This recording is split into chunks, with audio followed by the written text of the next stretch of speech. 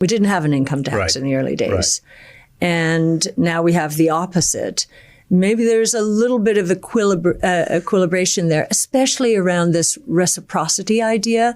If you, Canada, are taxing milk or putting a tariff on milk of 250%, our milk can't get into Canada for that reason, we're going to do the same. And I think he's going to bring down a lot of tariffs. Well, I wanted to talk about the subject of tariffs for this reason. I had always had the same view, the classic view of tariffs as being regressive and so on and so forth. But in the conversations of tariffs that I've heard recently, I've found inspiration for doing some study on them. Mm-hmm.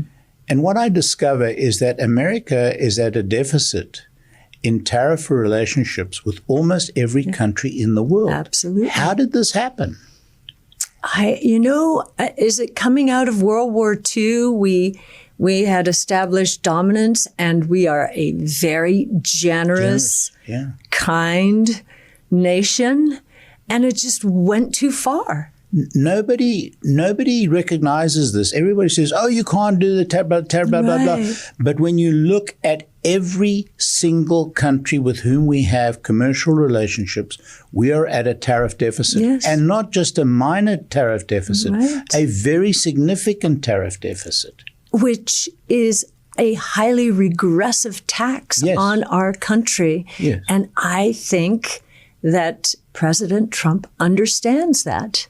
So why did the WTO, given the WTO, was that not equilibrated somehow in the negotiations for the WTO? I do not know.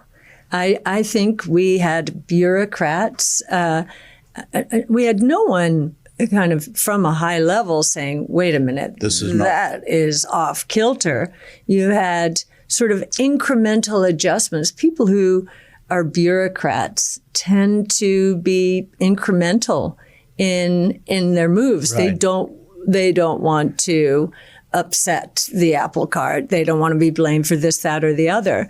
No, you need someone basically from a high level saying, what is wrong with this picture? But nobody's actually said that. So President Trump is the spokesperson for his administration ultimately.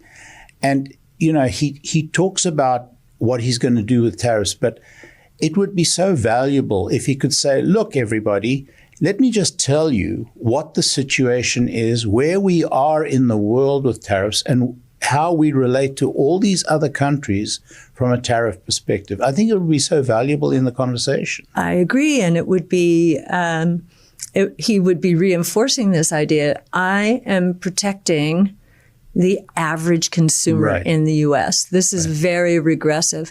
I think one of the things he's doing, art of negotiation, I'm sure there are other things that he wants from countries behind the scenes that are part of each one of these deliberations. So there might be wisdom in what seems to be a chaotic situation. I know we often say that about him, that there could be wisdom behind it.